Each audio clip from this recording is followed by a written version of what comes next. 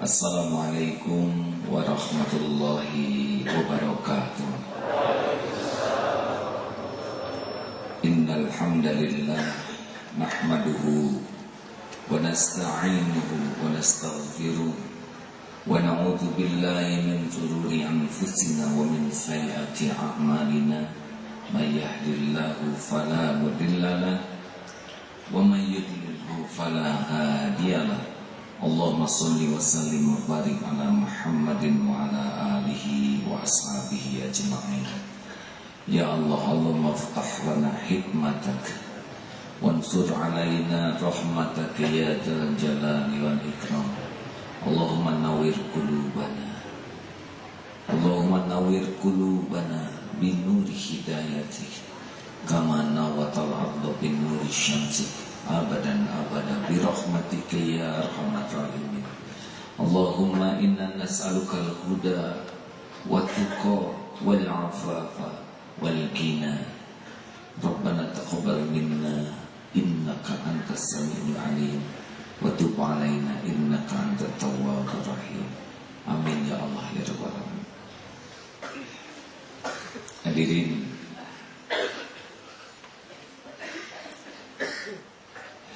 ibadat sebuah lemari yang terkunci. Isi lemari adalah hal-hal yang amat kita sukai, tapi terkunci. Mana yang harus kita pikirkan dan lakukan? Sibuk memikirkan isi lemari atau sibuk mencari kuncinya lalu membuka kuncinya?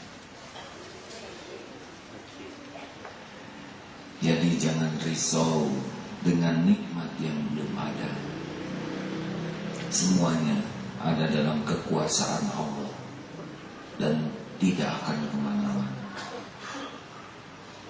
Kita tidak akan pernah kekurangan karunia kalau kita sebagai ahli syukur. Allah sudah janji dengan janji yang pasti ditepati. A'udzu billahi minasyaitonir rajim. La in syakartum la azidannakum wa la in kafartum inna azabi lasyadid. Sudah jaminan Allah. Kita bersyukur, Allah akan tambah nikmat. Semua janji Allah itu pasti terjadi. Seperti wa may yattaqillah yaj'alahu makhrajan. Barang siapa yang bertakwa kepada Allah, baginya jalan keluar. Itu pasti. Jadi jangan takut dengan masalah, tapi takutlah tidak termasuk ahli takwa. Sebab kita tidak dirancang untuk menyelesaikan masalah sendiri. Kita dirancang mau takwa atau tidak. Kalau takwa, Allah menolong menyelesaikan urusan kita. Kita akan disudutkan oleh Allah yang Maha Tahu ke posisi yang kita tidak punya harapan selain mengharapkan pertolongan Allah. Nanti wa yarzuqhu min haitsu la yahtasib. Nanti Allah yang akan bukakan pintu rezeki dari tempat yang tidak diduga-duga.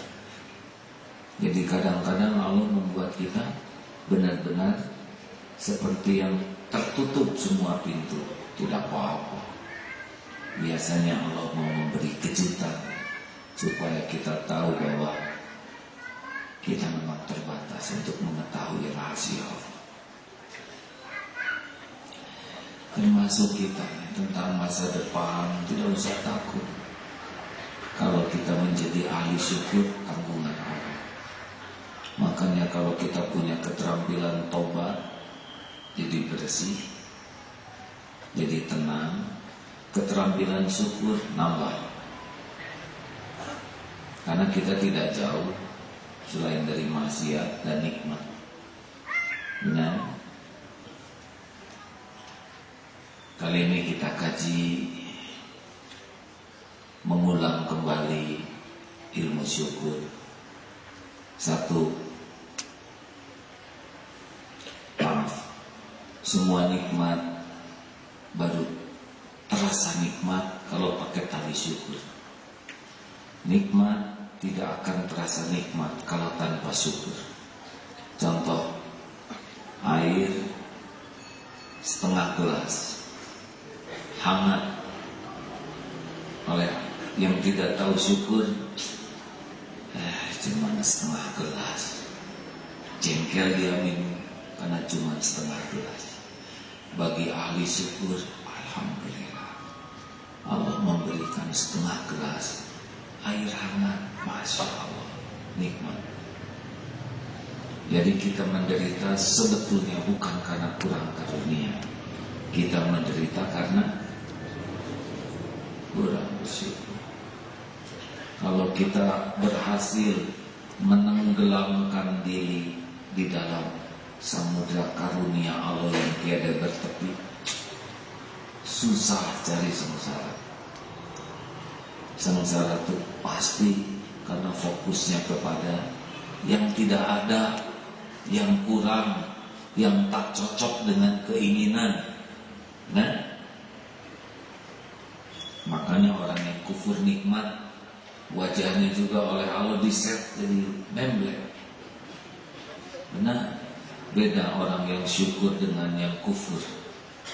Satu, rahasia syukur yang pertama adalah hati.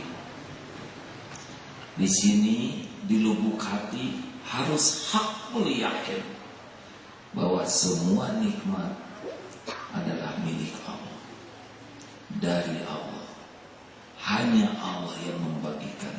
Wa ma bikum min ni'matin faminallah. Karunia apapun yang ada padamu, faminallah. Harus di sini. Gagal meyakini ini, pasti kita akan banyak gelisah karena berharapnya dari makhluk. Sedang makhluk sendiri pun sama sekali tidak bisa dipegang. Makhluk bukan sumber nikmat. Makhluk hanya jalan nikmat yang Allah tetapkan, bukan sekeinginan dia sendiri, bukan sekeinginan kita, tapi sekeinginan Allah saja. Kalau kita sudah yakin Allah sumber dan makhluk hanya jalan, kita tidak akan menghibah, memelas, merunduk, menjilat, bersujud kepada makhluk. Tidak. Karena kita tahu nikmat apapun, yang besar, yang sedang, yang kecil, yang halus, cuma Allah yang punya. Nikmat penciptaan hanya Allah yang ciptakan. Ini bikinan Allah total. Harusnya saudara lihat saya, ingat kepada penciptanya, ya. Jangan itu sabarnya buat saya. Jangan begitu. Bilang sama Allah, ya, sambil beli di SMM, ya. Allah yang mencipta. Tidak ada yang menciptakan anak. Manusia boro-boro bikin anak, gambar anak juga gagal total. Bikin sehelai rambut juga tidak akan pernah sanggup, ya. Benar. Jadi kalau ingin punya anak, harus minta kepada penciptanya. Ingin ilmu, harus minta ke Allah, penguasa semua ilmu. Ingin uang, ke Allah minta. Ingin jodoh, siapa yang ngasih jodoh? Yang betul. Kalau gitu mertua gimana? Hah? Mertua tuh orang tuanya. Masa saudara tidak hafal? Ingin hafal Quran, Allah yang menggenggam otak ini. Ingin sehat, Allah yang punya. Pokoknya ingin apapun, ingin sendal, ingin baju, ingin makan, ingin minum, ingin napas, ingin bahagia, semuanya milik Allah. Makanya mencari kebahagiaan dari makhluk susah, sebab dia sendiri kurang bahagia. Bagaimana mungkin yang tidak punya bisa memberi? Ini syarat pertama. Harus mulai. Kalau seperti meja tuh, menafikan dulu, baru mengisbatkan. Tidak ada sumber karunia, tidak ada pemilik karunia, tidak ada yang bisa memberi karunia. Dikosongkan, dinafikan, baru mengisbatkan. Illallah, kecuali hanya dari Allah. Itu syarat syukur. Itu dengan itu saja sudah lebih tenang. Melamar kerja, ke dokter, berobat, makan obat. Ya Allah, hanya Engkau yang maha menyembuhkan.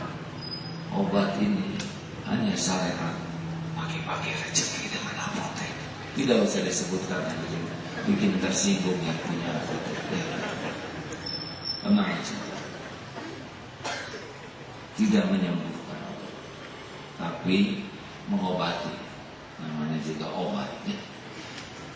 Obat yang sama, ada yang ditakdirkan sembuh, ada yang tidak. Nah, karena yang menyembuhkan Allah Subhanahu wa ta'ala. Ini harus menghujam di dalam hati kita, sehingga kita melihat makhluk itu tidak sebagai sumber, tapi hanya jalan. Kita tidak boleh menghibah kepada makhluk, hanya boleh kepada Allah. Bicara boleh, tapi menggantungkan hati tidak boleh.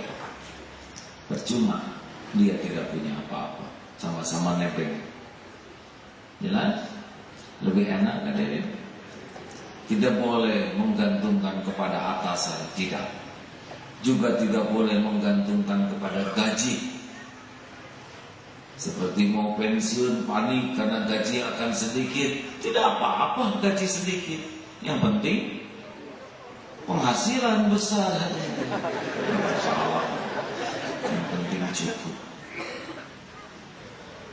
Sedikit banyak itu relatif. Yang penting cukup, dan Allah mencukupi, tidak harus lewat gaji. Berapa banyak yang tidak punya gaji sama sekali dan tetap cukup. Kita pun tidak boleh bersandar kepada warisan orang tua, memalukan, ya. Melihat orang tua panjang umur, gelisah. Anak durhaka sebagainya. Bapak sudah 98 tahun, kapan bagi waris? Jangan, dan jangan bertengkar masalah warisan. Tenang saja, apa yang untuk kita tidak akan kemana-mana. Kalau kita disukai Allah, pasti jumpa. 2. Apakah dokter menyembuhkan? Halo? Kemarin dokter demo ya? Saya tidak mau ikut campur, karena saya bukan dokter, dan saya tidak tahu hakim memutuskan apa tentang dokter. Tapi kalau demo itu membuat banyak pasien terlantar, yang pendarahan dan sebagainya, pasti ada hitungannya sendiri dengan Allah. Karena Allah yang ngasih ilmu, Allah yang nakdirkan jadi dokter, Allah yang bikin pintar, bukan karena kehebatannya, ujian. Saya berterima kasih kepada para dokter yang walaupun ada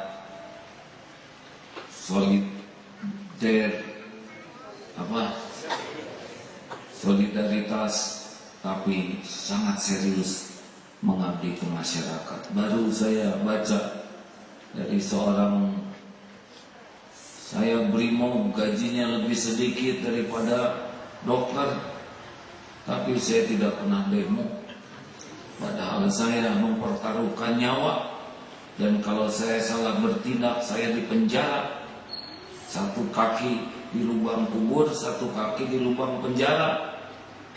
Ya, kalau menangkap musuh tertembak dia yang mati, kalau nembak tidak pada tempatnya dia yang dipenjara. Gaji saya tidak banyak, tapi saya tidak pernah demo, kata brimob. Bagusnya ngobrol bingung dengan pola dokter ya. Saya nggak ikut campur. Padahal barusan sudah. Hati-hati. Dan kalau saudara jadi dokter, lalu salah, lalu dihukum, terima. Itu bukan masalah kedokteran, tapi masalah kesalahan. Kalau saudara benar, bela diri. Kalau salah, semuanya berpeluang salah. Supir juga salah, di penjara. Tidak bisa supir satu salah kemudian dihukum semua angkot mogok, ya. Tapi karena saya tidak mengerti peradilannya, wah kalau begitu saya menjadi takut menolong orang. Jangan jadi dokter, semuanya ada resikonya, ya. Semuanya harus berani mengambil resiko. Kita udah lakukan yang terbaik, ternyata salah, ya ada pahalanya di sisi Allah. Hidup selalu dalam keadaan memilih. Mudah-mudahan demo kemarin tidak jadi dosa, tapi jadi apa ya? Jadi amal lah, mudah-mudahan. Perhitungannya sama Allah. Terus kan, tidak semua dokter demo, ya. Memang demo yang baik adalah demo masyarakat adalah tidak nyambung. Dua. Yang kedua, kunci syukur lisan. Tadi apa? Hati. Tenang ya, tenang, ada Allah. Ada Allah yang maha dekat, yang menguasai semua rezeki, dan selama ini pun tidak pernah lalai mengurus kita, benar? Benar.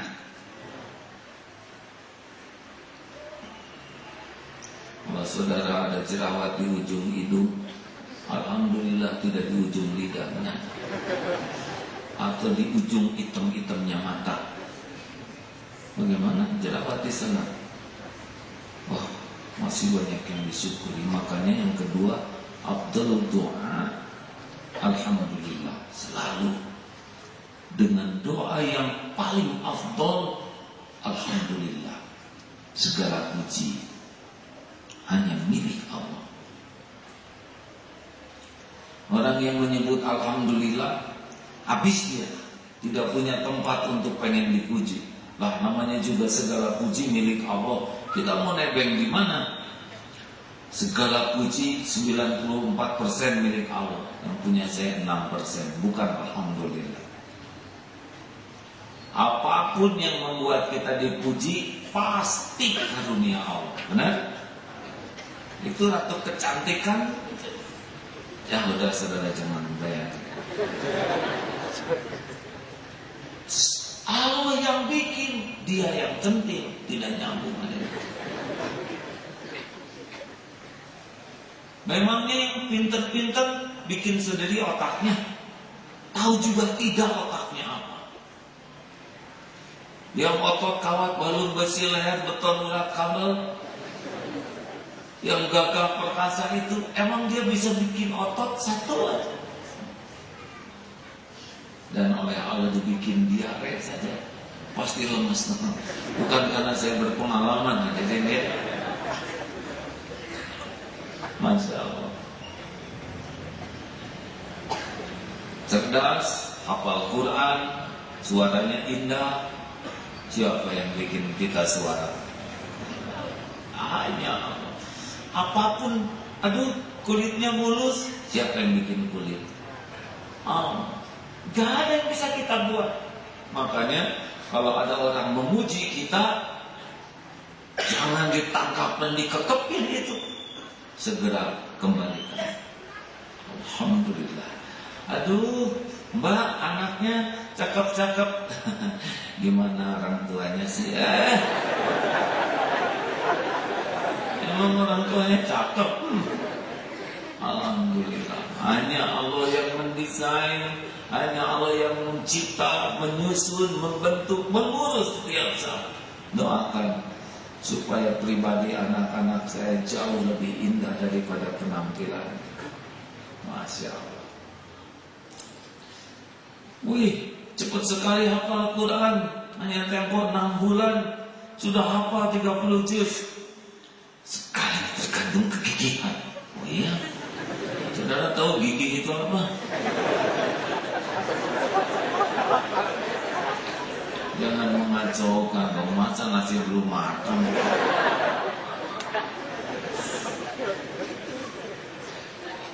Gigih itu hanya amal soleh.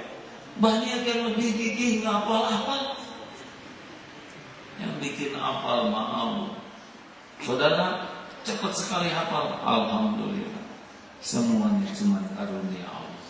Banyak teman saya yang lebih gigih, mungkin pahalanya lebih banyak. Setiap orang dapat cobaan masing-masing. Ada yang dicoba oleh Allah dengan susah hafal, ada yang dicoba oleh Allah dengan ujian mudah hafal. Dua-duanya bisa jadi dosa, jadi pahala. Yang mudah hafal makin merunduk ke Allah, dapat pahalanya. Mudah hafal jadi ujub, dia gak dapat apa-apa, jadi ria. Demikian pula yang belum hafal tidak minder. Saya mah yang penting Allah melihat saya udah baca 80 kali belum hafal-hafal, dan Allah udah tahu saya baca semua ini. Saya tidak mengatakan otak saya lemot. Tidak boleh kita, kamu otaknya lemot. Udah bagus, hanya settingannya begitu kecepatannya ya. Jangan nyebut blow on, bodoh. Karena tidak ada yang diciptakan jelek oleh Allah. Semuanya udah bagus. Hanya buat dia itulah pahalanya di sana. Enak kembali ke Allah semuanya. Pada saat kita kembali ke Allah semuanya, saat yang sama mengucap Alhamdulillah ala kulli hal, dalam segala keadaan. Orang yang tahu semua perbuatan Allah baik, dia tidak bisa membedakan senang, susah, puji, caci, sehat, sakit. Karena semua dari Allah itu pasti baik. Coba, sakit baik buruk? Saudara ragu-ragu, nyebut buruk takut salah, nyebut baik. Coba digigit anjing, baik buruk? Jangan suka nyusahin orang dong. Maunya jawabannya apa? Nah itulah jawaban saya. Ada yang minta jodoh kan? Ya Allah, saya mohon padamu, beri saya jodoh. Wahai yang maha mendengar, saya pengen nikah. Hanya Engkau yang mengatur perjodohan. Setiap akhwat adalah ciptaanmu, milikmu, dalam genggamanmu. Please ya Allah. Pas keluar dari rumah, langsung ada yang terpikat kepada dia. Matanya berbinar-binar, langsung mengejar, menerkam, menggigit. Ya Allah, mengapa anjing betina ya Allah? Tapi pasti baik. Engkau udah tahu doa saya minta jodoh ya. Bawa ke rumah sakit, periksa, dirawat beberapa waktu. Akhirnya tahulah rahasia takdir, merawat jodohnya ya. Mudah malah kalau dia minta jodoh, sedangkan jodoh yang ditetapkan Allah adalah perawat. Supaya ketemu harus ada prosedur. Ini bukan main-main hadirin. Memang perawat itu khusus bagian gigitan anjing. Oleh Allah diatur anjingnya juga nggak terlalu gede. Makanya jangan sebut ya. Tapi ya, yang belum punya jodoh tidak usah memikirkan teori ini, karena beda-beda takdir. Cilon mana ada yang gigit, atau yang digigit anjing jangan GR. Udah identik jodoh mungkin. Yang orang itu punya episode masing-masing. Dan tiap takdir itu ada jalannya, ya. Nah, kita jangan kembali suudzon dengan berkelok-keloknya takdir yang tidak cocok dengan keinginan kita. Pokoknya baiklah, Allah nggak pernah berbuat jahat. Benar? Berapa banyak yang sekarang hadir di sini akibat takdir yang nggak cocok, ya? Benar? Ada yang dililit utang, bingung nggak semua. Gue di jalan selain ada tauhid.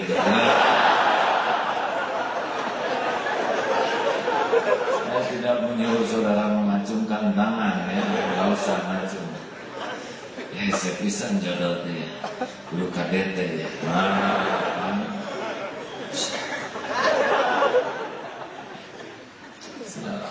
Tapi Allah yang ngatur semua. Jangan sampai menganggap tempat ini menjadi sumber, tapi sekedar jalan saja, ya. Jadi kalau kita ditimpa musibah, supaya tetap bersyukur, harus lihat kepada yang lebih pahit. Tadi ketika silaturahim kepada ibu di KPAD sedang nonton TV. Di TV itu ada seorang ibu yang tua, rumahnya gubuk, sangat-sangat sederhana dan terpencil. 16 tahun ingin punya anak, lalu lahirlah anak. Usia 3 tahun anak sedang lucu-lucunya, sakit panas, lalu diurut dan lumpuh. Aduh tadi, dan kurang bisa bereaksi normal. Lihat rumahnya, gubuk sederhana sekali. Lihat kasur, lihat bantal yang ada. Syukurnya bertambah-tambah sesudah lihat yang lebih pahit. Lihat anak sakit, ingat anak-anak sendiri. Alhamdulillah, anak sakit. Jadi kadang-kadang Allah mengingatkan karunia kepada kita dengan melihatkan pembanding. Karena kalau salah membanding, kufur nikmat. Kita kurang mancung, lihat yang mancung, demes langsung ada. Jadi kurang mancung, itu nyelak sendiri dan tidak memperpanjang hidup, kecuali memperpanjang masalah. Kufur nikmat. Gak apa-apa, hidupnya terserah Allah, ya. Mau seperti apa yang penting berubah, bisa nafas normal, mencium bau-bauan standar dengan yang lain. Kan repot kalau nggak standar hadir. Itu bau pesing kata kita melatih. Alhamdulillah, standar kan? Siapa yang ngompakin syaraf hidup kita? Coba. Apa para orang tua sebelum melahirkan kompakan? Hati-hati ya, saya tukang dagang parfum. Tolong pas di sini manis, enggak jadi oleh Allah. Lidah segini sempitnya diatur sama nih. Manisnya di mana, pahitnya coba kalau kita beda-beda lidahnya. Padahal segitu pahitnya, ya Allah menilegit, paham standar ya. Siapa yang modal semua ini? Hanya Allah. Masya Allah. Nah hadirin, ayolah kita lihat ke bawah kepada yang lebih pahit. Karena sebetulnya nikmat Allah itu luas dan banyak, komplit. Tapi kita kufur nikmat karena sibuk dengan yang tidak ada. Masih ingat yang punya kambing 99, sibuk memikirkan kambing tetangganya yang kurus. Dan gemes, ini tetangga kurang ajar, dia gak mau jual kambingnya. Aneh, kambing dia 99 gak dipikirin, kambing orang dipikirin. Kenapa? Karena pengen 100. Aneh. Sudahlah hadirin, pernah dengar cerita yang zaman dulu itu, yang seorang tuan tanah mau udah beli banyak tanah, cuma ada satu gubuk yang yang tidak mau dijual, jengkel sekali. Dia tengok, ternyata di gubuk itu sedang duduk sholat duha di atas sajadah. Alhamdulillah ya Allah, Alhamdulillah, Alhamdulillah ya Allah. Sambil berlinang air mata ya. Si Tuan tanah bengong, kayaknya bahagia gitu ya, nyebut alhamdulillah itu enak. Tok tok tok, assalamualaikum, alhamdulillah ya Allah, waalaikumsalam, alhamdulillah.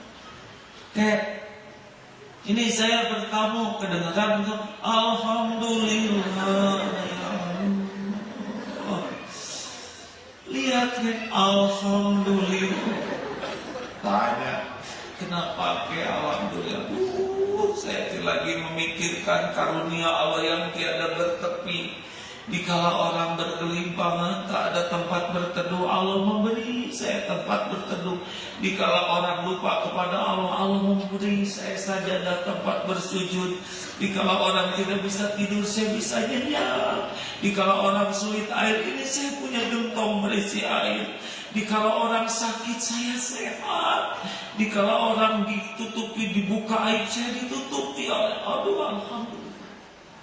Lalu kenapa ketika salam alhamdulillah, saya bersyukur pagi-pagi sudah ada yang mendoakan assalamualaikum ya Allah, ini nikmat. Itu kan doa salam.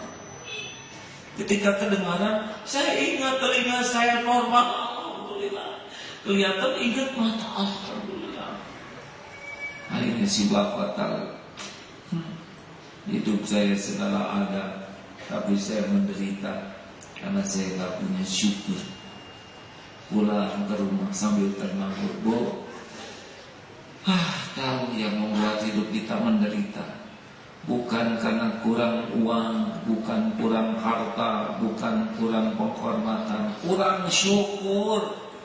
Makanya hidup kita letih sekali, gelisah, sengsara. Tuh tadi kakek yang saya sebelin ngajarin, ternyata syukurlah yang membuat bahagia. Pak, syukur atau Bapak sadar mah. Aja tuh kakek tuh rumah banyak mau diapain daripada kosong. Udah tinggal di rumah kita, berikan makan cukup, udah berkah. Balik lagi, saya berterima kasih kakek sudah jadi jalan, mata hati saya terbuka. Sebagai ucapan terima kasih saya, mari kakek pindah ke rumah saya. Di mana aja yang kakek mau silakan, dijamin. Dasar orang gak tahu syukur, pergi sana. Kenapa kek? Mau dikasih yang bagus malah marah-marah. Rumah segede gini aja udah susah nyukurinnya, apalagi yang gede. Dasar gak tahu syukur, pergi. Beda dengan kita dari jauh ya. Kita mah rumah orang tuh tinggal 5 menit gede gitu. Atau pulang ke rumah jadi masuk peti kan.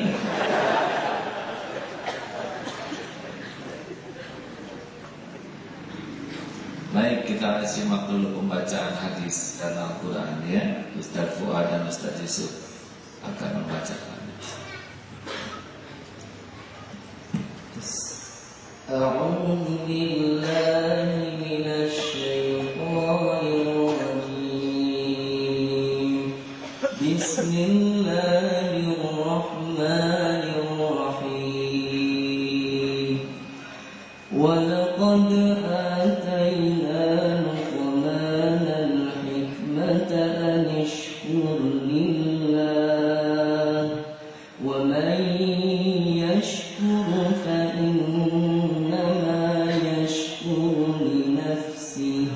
ومن كفر فإن الله غني حميد. Dan sungguh telah kami berikan hikmah kepada Luqman, yaitu bersyukurlah kepada Allah. Dan barang siapa bersyukur kepada Allah, maka sesungguhnya dia bersyukur untuk dirinya sendiri. Dan barang siapa yang tidak bersyukur, maka sesungguhnya Allah Maha Kaya, lagi Maha Terpuji. Bismillahirrahmanirrahim. Dari Abu Hurairah radhiyallahu anhu, beliau berkata, Rasulullah sallallahu alaihi wasallam bersabda, lihatlah kepada orang yang tarafnya ada di bawahmu, dan janganlah melihat orang yang tarafnya ada di atasmu di dalam hal keduniaan. Sebab yang demikian itu lebih membuatmu tidak meremehkan nikmat yang dilimpahkan Allah atasmu. Hadis riwayat muttafaqun alaih. Dari Abu Abbas, yaitu Sahal bin Sa'ad al-Sa'di, dia berkata, ada seorang lelaki datang kepada Nabi lalu berkata, wahai Rasulullah, tunjukkanlah kepadaku suatu amalan yang apabila amalan itu kulakukan, maka aku akan dicintai oleh Allah dan seluruh manusia. Maka beliau bersabda, bersikap juhudlah terhadap dunia, tentu engkau akan dicintai oleh Allah. Dan bersikap juhudlah terhadap apa yang ada di tangan manusia, tentu engkau akan dicintai oleh manusia. Hadis riwayat Imam Ibnu Majah. Ijhad fid dunia, zuhud terhadap dunia ini artinya lebih yakin dengan apa yang ada dalam genggaman Allah daripada apa yang ada di tangan kita. Kita punya rumah, punya tabungan, tapi tetap kita tidak merasa aman dengan yang kita miliki. Aman kita itu hanya dengan jaminan Allah. Karena semua yang ada mudah bagi Allah mengambil. Tabungan kasih saja. Saudara mau dikasih tabungan 300 juta per orang? Mau? Tapi penyakit 325 juta. Tekor kan? Jadi tidak boleh kita bersandar kepada harta, tabungan, pangkat, jabatan. Walaupun punya, tetap saja hanya sandaran kita hanya Allah yang punya segala-galanya. Itu sudah bisa zuhud. Kalau zuhud dari yang ada di tangan manusia, jangan ngarep-ngarep. Jangan pengen dikasih. Teman punya uang banyak, lalu naik angkot, pura-pura pelan ngeluarin dompet. Uang saya di mana ya? Ingin dia yang bayarin. Jangan. Ini izah kita turun. Kecuali kalau orang mau balas budi ke kita, ya, dan itu membuat bahagia. Seperti Rasulullah SAW diberikan hadiah, bukan sedekah. Beliau terima bukan karena suka kepada pemberian, tapi Rasulullah suka kalau yang memberinya dapat pahala. Ada bedanya? Kita diberikan sorban, kita terima sorban itu, kita pakai karena kita ingin pahalanya ada pada yang bersangkutan. Beda dengan yang menyukai sorban untuk dirinya, nggak mikirin pahala. Nah, Rasul itu seperti itu, mau menerima hadiah karena ada sesuatu yang Rasul lebih sukai daripada hadiahnya, adalah orang akan dapat ganjarannya. Nah hadirin, berhentilah ngarep-ngarep dari apa yang di tangan orang. Suka jadi nggak ada kemuliaan. Coba sudah gaya-gaya, pasti hina, benar? Para koruptor itu sesudah terbukti kerjanya minta-minta. Saya kepaksa membaca tuh, ingin tahu perilaku koruptor itu apa. Telepon sana, telepon sini, minta bagian. Padahal udah punya, makan udah cukup, rumah udah ada, tapi jiwa kemaruk itu. Jadi sudahlah, makanya perlukah kita jadi orang kaya? Apa baru ya kali ini ikut pengajiannya? Perlukah kita jadi orang kaya? Acungkan tangan yang pengen jadi orang kaya. Apa siapa tahu dikabulkan. Buat apa perlu tapi nggak ngacung kan? Ini Allah lagi ngeliatin nih Pak, siapa yang ngacung. Ya, saya ngacung nggak hadirin? Ini dulu saya pengen jadi orang kaya, sekarang enggak. Pertama udah nyobain. Yang kedua ternyata nggak penting jadi orang kaya, yang penting cukup, gitu Pak. Karena orang kaya itu belum tentu hidupnya merasa cukup, ya kan? Makanya utang makin banyak, keinginan gak ada habisnya. Orang kaya belum tentu, ya mungkin ada yang merasa cukup, belum tentu merasa cukup. Orang yang kaya belum tentu hidupnya merasa cukup. Tapi orang yang cukup pasti cukup Pak. Jadi bolak-balik begini Bapak. Tapi sejujurnya saya ngarap-ngarap ada yang nyebut kaya. Maafin Bapak, sukses ya. Teruskan.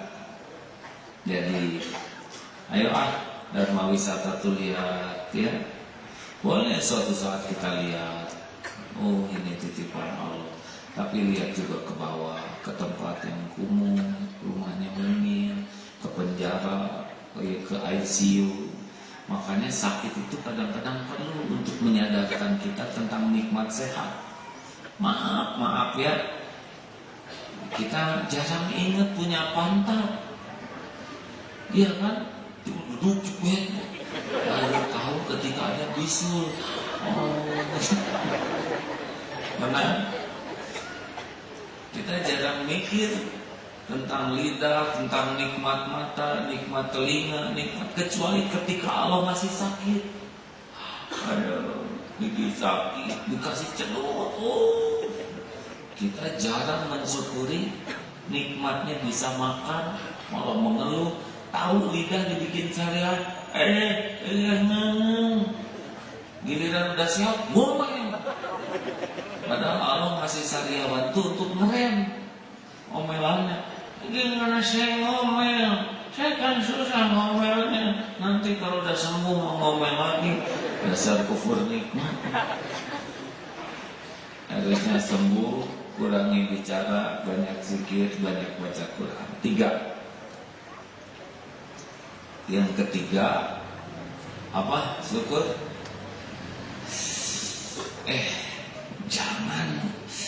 Jangan tenggelam dalam keinginan ya, yang membuat kufur nikmat. Biasanya orang kalau menginginkan sesuatu yang lain itu jadi enggak ada karunia Allah. Ini kufur nikmat. Dan ingin itu tidak menjamin datangnya karunia Allah. Ingin itu tidak menjamin akan diberi oleh Allah. Tapi syukurlah yang akan menjadi jaminan ditambah nikmat. Jadi kalau kita punya keinginan, jangan sampai membuat kita kufur terhadap nikmat yang ada. Justru keinginan itu membuat kita syukur atas yang ada. Jelas? Karena yang membuka itu adalah syukurnya, bukan inginnya. Allah enggak ngasih jaminan barang siapa yang ingin ku tambah nikmat, enggak. Barang siapa yang bersyukur yang akan ditambah. Kalau ingin membuat kufur nikmat, pasti gelisah. Kalau ingin membuat syukur nikmat, Allah yang nambah. Syukuri ala kulli hal, keadaan apapun. Dihina, bersabar atau bersyukur? Ambil keputusan, hadirin, jangan suka nggak jelas gitu. Dihina, sabar atau syukur? Acungkan tangan yang sabar, acungkan tangan yang syukur. Nah, roboh-roboh saya ngacung ikut ngacung. Harus punya pendirian. Sabar mau syukur Pak? Syukur? Nyontek ya. Ya sabar, ya syukur. Ya, menghadapi perilaku orang harus sabar. Ilustrasinya sakit gigi lah. Sakit gigi sabar atau syukur? Gini. Gigi yang sakit berapa? 1. Sakit sekali. Sakit gigi kan sakit yang dramatis, ya. Udah sakitnya luar biasa, jarang ada yang nengok. Itu masalah terbesar. Walaupun nengok ngirim jambu batu, ini bikin masalah. Untuk gigi yang sakit, sabar, nggak punya pilihan, harus sabar. Untuk yang tidak sakit, syukur. Banyak sakitnya, banyak tidak sakitnya. banyak sabarnya, banyak syukurnya. Nah gitu lah. Sabarnya ada, tapi jangan sampai ngilangin gigi yang lain. Misalkan jerawat ya di ujung hidung, kita nggak boleh menghilangkan hidungnya. Hanya jerawat ada yang diingat, ini yang tumpuk masa nggak diingat. Harusnya alhamdulillah jerawat saya lebih kecil dari hidung. Gimana kalau jerawatnya segede kepala kan disini kelihatan. Kalau ada yang sebel ke kita juga, kita nggak boleh ngilang-ngilangin yang sayang ke kita. Gara-gara ada yang sebel ke kita, tetangga satu, dunia seakan-akan cuma tetangga itu. Nggak boleh. Banyak yang masih sayang ke kita, benar? Kalau dihina, sabar atau syukur? Ya sabar, ya syukur. Banyak mananya, sabarnya atau syukurnya? Tesnya kembali, tes minggu lalu. Acungkan tangan yang merasa tidak punya dosa.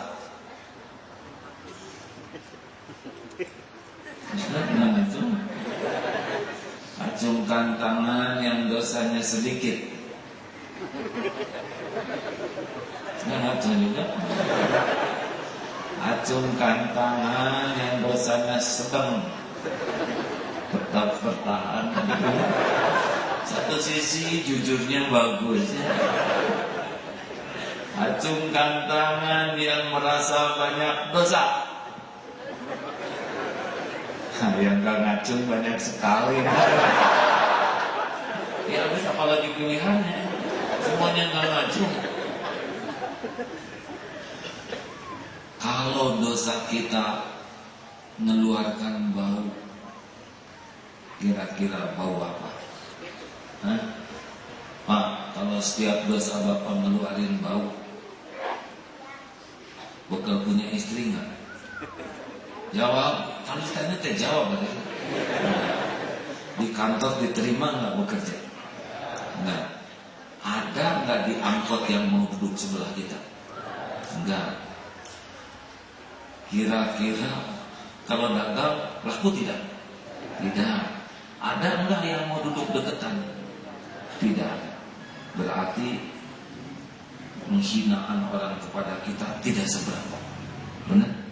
Dibanding yang harusnya terjadi. Betul? Bu, Ibu, kalau tiap dosa ibu ngeluarin benjolan seperti bakso, kira-kira seperti apa di balik kerudung ibu? Hancur. Lipstiknya juga repot, bu, penuh benjolan gitu. Mau naruh bulu mata palsu di mana? Di bakso yang mana? Aduh, Masya Allah. Penghinaan orang ke kita mah enggak ada apa-apanya dibanding kehinaan kita yang sesungguhnya. Benar? Benar? Alhamdulillah. Cuma disebut sebanyak omong, dia nggak tahu kita banyak hutang, banyak cicilan, banyak aib, banyak dosa. Makanya sabarnya dengan perilaku, tapi syukurnya kan. Segitu saja dululah ya. Insya Allah bulan depan ada kita membacakan hadis. 2 lagi minggu depan ya. Maaf saya agak senang membahas syukur ini. Mungkin ada yang sudah pernah dengar, tapi tidak ada salahnya diingatkan lagi ya. Supaya sekecil apapun syukur nih. Ketika kipas angin lewat kan dingin, alhamdulillah. Tiba-tiba ada yang menguap. Kenapa alhamdulillah? Masih mencium aneka bau ya. Ada berbagai bau-bauan. Alhamdulillah, alhamdulillah. Kemarin takdirnya tugas dakwah di Gorontalo. Aduh, Masya Allah. Ujiannya adalah sedang diare. Sudah 3 hari itu udah seperti ayam tulang lunak ya. Udah begini aja, masuk apa aja langsung cash ya. Mau naik pesawat sendiri di airport saja masih setor aja. Mau dimasukin apa nih? Kayaknya tuh nggak akan ada yang nyangkut. Lemas minum aja paling mandu dengan tambah air pokoknya sekuat ada orali minum orang. Kalau udah tahu yang pasti udah 3 hari sampai ke Gorontalo, bila waktunya tiba, datang dokter. 11 orang itu dokter dengan perawatnya, pengen dipotret banyak yang periksanya cuma 1. Waduh, diinfus. Wah, yang mau infus mah gugup. Tenang Pak, tenang. Masuk tuh, oh segar. Oh gini, kalau cara masimak. Kesini nggak bisa masuk, kesini nggak masuk, kesini masuk. Gini cara Allah ngasih makan tuh ya. Malamnya bisa tabligh, pulang sekarang selamat hidup gitu ya. Sebuah episode, banyak pelajaran dari sakit. Ternyata dikurangi air aja, dan kalau perut dibikin malas sama proses itu lewat Pak. Berarti selama ini Masya Allah dia kerjanya luar biasa. Begini, sekarang dia lagi mogok misalnya kayak kemarin itu, makannya ayam Pak. Oh sekarang 8.000 sekarang.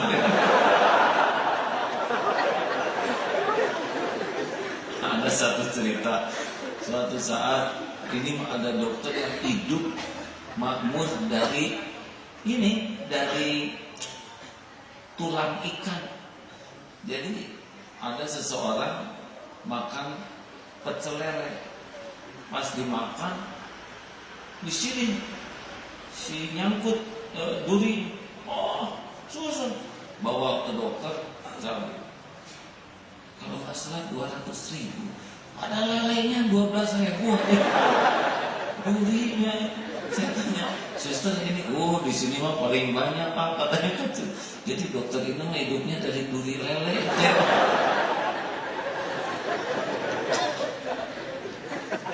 Alhamdulillah. Ya Allah ngasih rezeki masih suka Allah, saudara masa iri ya. Ada bagiannya masing-masing. Silakan Ustaz. Ada 2. Dari Abu Hurairah radhiyallahu anhu dari Nabi sallallahu alaihi wasallam, beliau bersabda, "Laisal ghina an kasratil 'arab, walakinnal ghina ghinan nafs." Bukankah yang dinamakan kaya karena banyaknya harta, tetapi kaya yang sebenarnya adalah kekayaan jiwa. Hadis muttafaqun alaih. Dari Sauban berkata, Rasulullah sallallahu alaihi wasallam beliau bersabda, "Siapakah yang menjamin kepadaku bahwa dirinya tidak akan meminta apapun dari manusia, maka aku menjamin untuknya surga." Aku berkata, "Aku Sauban." Sejak itu tidak pernah meminta apapun kepada orang lain. Hadis riwayat Imam Abu Dawud. Saya senang sekali dengan hadis ini. Kita kan maunya minta, dan itu bikin izah kita turun, kehormatan kita turun. Tuh, tadi siapa? Sauban ya, sahabat Sauban. Sesudah mendengar Rasulullah bersabda demikian, yang menjamin padaku tidak akan minta ke manusia, Allah akan aku jamin surga. Udah gak pernah minta-minta. Gini hadirin, walaupun kita gak minta-minta ke orang, Allah udah tahu keperluan kita. Selama ini juga kita tercukupi, gak harus banyak minta ke orang. Benar? Benar? Bisa makin kita tekan sepersedikit mungkin kita minta-minta ke orang. Dan Allah tahu kita nahan diri itu karena kita percaya Allah menguasai semua rezeki kita, semua karunia. Makanya tidak usah cintailah diriku. Mau apa? Minta-minta lagi. Kalau mau, saudara saja yang berbagi cinta. Dan kalau saudara menyukai orang, menyayangi orang, berbuat kebaikan, bukan supaya dia ngebalas kebaikan kita. Udah lakukan aja. Seperti matahari hanya memberi, tak kembali. Bagai sang surya menyinari kasih ibu. Begitulah. Saudara nanti kalau ditakdirkan jadi pejabat, jadi apa-apa gitu ya, aja. Nggak usah ngarap-ngarap dikasih oleh orang, cukuplah dikasih Allah. Kebutuhan kita tidak banyak, hanya nafsu yang bikin banyak keperluan. Ya, benar. RLG kan cukup satu. Sekarang punya 15 RLG, saudara mau pakai semuanya. Ibu, atau bedanya tas mahal dengan tas murah? Ini kan harus tahu suatu saatnya. Tahu bagaimana tahu sebuah tas mahal atau murah? Belum tahu ya. Nanti pada waktu hujan kelihatan. Kalau tas murah ketika ada gerimis langsung begini. Tapi kalau tas mahal langsung begini.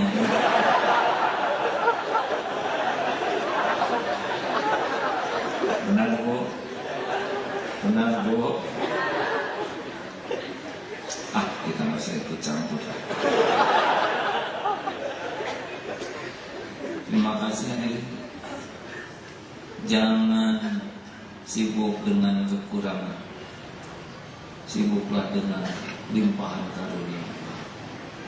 Minder itu kufur nikmat. Minder itu kufur nikmat. Jangan fokus kepada kekurangan versi kita, padahal itu adalah kesempurnaan penjagaan dari Allah. Kaki mungkin dibuat kecil sebelah oleh Allah, padahal ada rahasia Allah di sana. Pahalanya akan ditambah. Dia akan susah cari kerja, dia akan kesulitan cari ini cari itu, dan Allah melipat gandakan. Belum lagi ketika dia dihina, kakinya gugur dosanya. Lalu dia merasa minder dengan kaki itu, pada kaki itulah yang akan menjadi jalan berguguran dosa dan nambah pahala. Tidak boleh. Sebentar, hidup ini cuma sebentar. Ya, jangan sibuk dengan penilaian orang. Orang mau menghina kita, sok aja, gak apa-apa. Dihina orang gak ada apa-apanya. Yang penting kita mau benar. Betul? Saudara sudah melakukan yang terbaik, tapi tidak dihargai, ya nggak apa-apa. Kita melakukan yang terbaik bukan supaya dihargai orang. Allah lihat kok apa yang kita lakukan, nggak akan lupa, nggak ada yang meleset, dan Allah akan membalasnya dengan sempurna.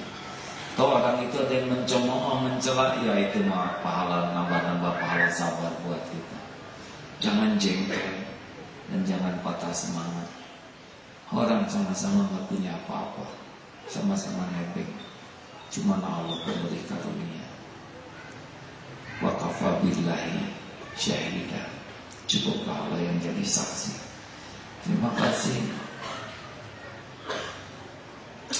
Kawan-kawan, tahun depan kalau ada umur, dengar ya, akan ada, ini kan sejam ya ceramah.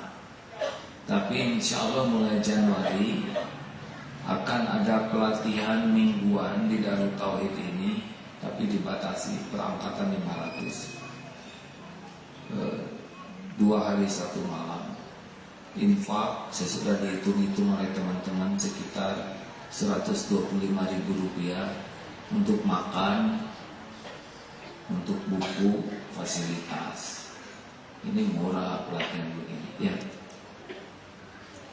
Tapi saudara, tidurnya siap di penginapan ada yang hotel, bayar sendiri kalau mau di sana ya. Yang cocok dengan 125.000 di masjid ya. Yang itu kan paginya Qiyamul mulai, tapi ini serinya korban supaya tahu gimana kita bisa berhati bersih di dalam episode apapun ya. Mau ikut itu? Nah, nanti kalau sudah diumumkan sistemnya, karena nanti jadi anggota, dan kalau sudah jadi anggota ini akan lebih banyak kemudahan dalam hal-hal lain. Kita akan mencoba belajar tidak seperti kerumunan semut. Sudah itu biar enggak, nanti kita akan bersinergi satu sama lain ya. Kita berusaha menekan biaya pelatihannya semurah mungkin, tapi ada harus yang dibiayai gitu ya. Lalu bersiaplah kalau ada yang minat, nabung dari sekarang, jual sepatu atau apa jaket dibanding dengan ilmu, ada apa-apanya kalau segitu dengan. Jadi nanti mungkin saya full ngajarnya, diselang-seling dengan simulasi dengan teman-teman tim pelatih di sini. Sampai ketika selesai pelatihan, ya sekarang saya ngerti sekali apa yang harus saya lakukan dalam hidup yang sebentar ini. Saya enggak boleh salah target dalam hidup. Ya, kan kalau udah jelas tujuannya, efektif pulang kan. Yang rada bingung yang enggak jelas tujuan, betul? Idealnya 3 hari 2 malam, tapi kita akan coba begitu supaya mungkin masuknya malam Sabtu, kemudian selesainya Sabtu sore, asos, jadi Jumat pulang kantor pada nginep di sini saya. Ya. Memang tempat tidurnya empuk karena karpet masjid ada di situ.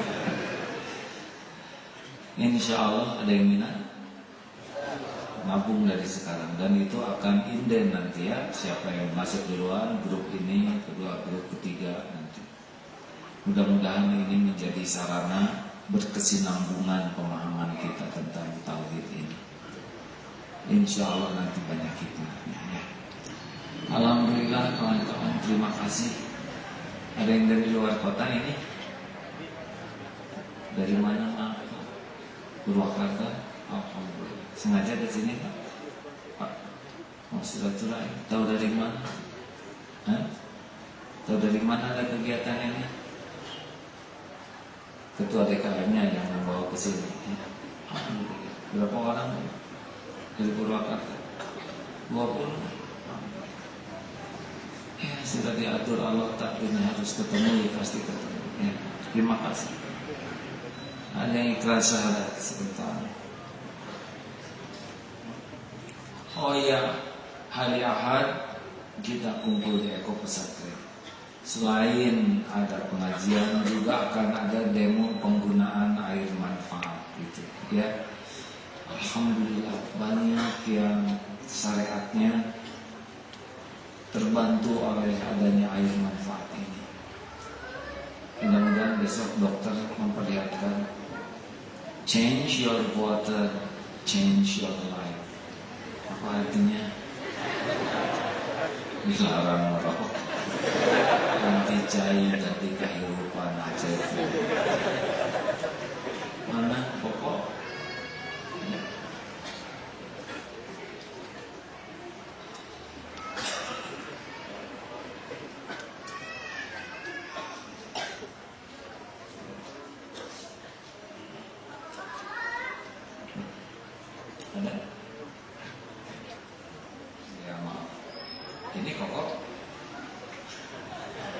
Tolong dicari yang nyari yang harus ada.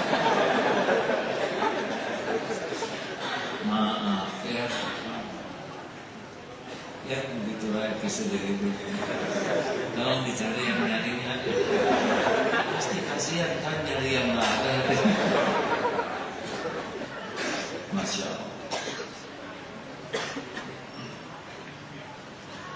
Maaf ada atas ya. Siapa namanya? Koko. Koko Widya Putra. Alhamdulillah. Koko bisa ceritakan kenapa bertekad menjadi seorang muslim? Bisa Ustaz, ini agak panjang. Enggak bisa, ya pendek saja. Maaf. Assalamualaikum warahmatullahi wabarakatuh. Alhamdulillah, terima kasih saya bisa di tempat ini. Pertama, perkenalkan nama saya Koko Widya Putra. Saya asli dari Purworejo, itu sebelah barat Jogja. Saya lahir dari kedua orang tua yang berbeda agama, bapak Muslim, ibu Katolik. Namun bapak ibu menikah secara taruhan. Namun ketika umur saya 1 tahun, bapak ibu bercerai, sehingga hak asuh saya diambil oleh ibu saya dan keluarga ibu saya yang Katolik. Sehingga pada waktu itu saya ikut mereka menjadi Katolik. Namun dalam perjalanan hidup, ketika saya kelas 1 SD di desa, kebetulan karena sekolah di desa saya tidak ada pelajaran agama Katolik. Di sana hanya ada pelajaran Islam. Dengan pertimbangan-pertimbangan dan keluarga mengizinkan saya mengikuti pelajaran agama Islam di sekolah. Dari kelas 1 sampai kelas 6 saya mengikuti itu semua, dan Ya, saya pun masuk masjid juga bukan hal yang aneh. Saya juga sholat, juga azan juga. Cuman ketika saya SMP, saya disekolahkan di kota dan keluarga menganggap bahwa sudah saatnya kembali ke Katolik dan istilahnya mendapatkan pelajaran agama Katolik. Waktu itu juga cukup ada pertentangan dari saya sendiri, meskipun saya masih belum bisa berpikir nalar tentang agama itu seperti apa. Namun akhirnya saya juga ikut dengan keluarga karena berbagai macam pertimbangan. Hingga akhirnya sampai SMA kelas 3, saya mulai ikut kegiatan-kegiatan teman-teman di luar, salah satunya kegiatan musik. Kebetulan musik yang saya ikuti mungkin bisa dibilang musik keras, black metal. Ya. Dari situ ternyata banyak lirik yang saya pelajari dari sisi filsafat, dari apanya kok ternyata bertentangan dengan apa yang saya yakini waktu itu, yaitu Katolik. Banyak istilahnya kalau boleh dibilang ya anti-Kristian gitu. Dari situ saya terus menggali. Kemudian saya pindah ke Bandung tahun 2008. Saya kerja di penerbitan buku Katolik juga. Di situ malah justru iman saya kenapa tidak bisa bertambah, karena di situ saya banyak menelan buku-buku filsafat seperti Nietzsche, kemudian Karl Marx. Dari situ saya semakin gundah hati. Aku tuh harus kemana sebenarnya? Dulu saya pernah Islam, tapi sekarang saya Katolik. Tapi di Katolik saya tidak bisa menjalani kekatolikan saya dengan benar. Saya nggak pernah ke gereja. Hari mingguan saya mabuk, coret-coret hitam buat saya. Kemudian lambat tahun saya makin berpikir ini saya harus seperti apa. Malah saya memutuskan waktu itu saya menjadi agnostik saja. Saya percaya Tuhan tapi saya tidak mau mengikuti ajaran agama apapun. Sampai lama-kelamaan saya terjumus ke minuman keras, free sex, dan perbuatan-perbuatan buruk lainnya. Hingga akhirnya orang tua saya pun, ibu saya terutama, merasa khawatir dengan keadaan saya. Ya mungkin nggak tahu apakah ibu mendoakan saya biar saya mendapatkan yang terbaik. Akhirnya suatu waktu saya ditemukan dengan pacar, bisa bilang seperti itu. Saya menjalani hubungan 6 tahun, dia kebetulan Muslim. Saya akhir tahun 2012 kemarin, kalau saya waktu itu saya sudah bilang ke pacar saya bahwa oke, saya akan masuk Islam untuk menikahi kamu. Tetapi karena ada dari keluarga yang tidak setuju dan karena saya selalu sebutkan diri saya ini cowok sehingga saya tidak mau hidup perempuan, makanya itu saya batalkan. Saya mengafikan istilahnya ada panggilan seperti itu. Kemudian dari awal tahun sampai pertengahan tahun 2013 ini saya kembali istilahnya dalam arti ya sudah lebih baik agnostik lagi saja. Saya tidak mau mengikuti ajaran agama apapun, saya bertindak semau saya. Mungkin saya percaya memang ada kekuatan besar di luar sana, yaitu kekuatan Tuhan. Hingga akhirnya pertengahan tahun saya keluar dari penerbit yang Katolik itu. Saya bergabung di penerbit buku yang lain bersama teman-teman saya juga ada di sini. Saya banyak ngobrol. Kemudian akhirnya setelah akhirnya saya memilih bahwa saya butuh pegangan dalam hidup. Saya tidak bisa seperti ini terus. Saya butuh sesuatu hukum yang mengikat. Dan saya rasa apa yang bisa saya dapatkan di Katolik juga bisa saya dapatkan di Islam, akan lebih lengkap. Yesua bin Maryam yang dulu saya sembah alias Nabi Isa alias Yesus, ternyata sampai saat ini pun masih bisa saya ikuti. Teladan baiknya ditambah dengan teladan baik dari Nabi Muhammad SAW. Baik, jadi sekarang sudah bulan hati. Sudah, jauh karena ingin menikahi. Bukan, sudah tidak, malah sudah putus saya. Iya. Jadi tidak ada unsur untuk menikah awalnya. Baik, alhamdulillah. Ya, hidayah. Bagi saudara-saudara yang sudah Muslim lebih awam, harusnya lebih bisa bersyukur betapa hidayah itu berliku-liku, sulit, masya Allah. Mudah-mudahan nambah syukur. Baik, ikuti ya. Asyhadu an la ilaha illallah. Asyhadu an la ilaha illallah. Wa asyhadu anna Muhammadar Rasulullah. Wa asyhadu anna Muhammadar Rasulullah. Saya bersaksi tiada ilah Tuhan yang berhak disembah selain Allah, dan saya bersaksi Nabi Muhammad adalah utusan Allah. Alhamdulillahirabbil alamin. Ya Allah, raditu billahi rabbah wa bil islami dinan wa bi Muhammadin nabiyyan wa rasulah. Rabbana la tuzigh qulubana ba'da idh hadaytana wa hab lana min ladunka rahmah innaka antal wahhab. Doa ya Allah yang Maha menatap, jadikan saudara kami menjadi muslim yang saleh, istiqomah sampai akhir hayat husnul khatimah. Jangan cabut nikmat iman kami ini ya Allah. Rabbana taqabbal minna innaka antas samiul alim wa tub alaina innaka antat tawwabur rahim. Alhamdulillah. Terima kasih Mas sudah menjadi saudara saya.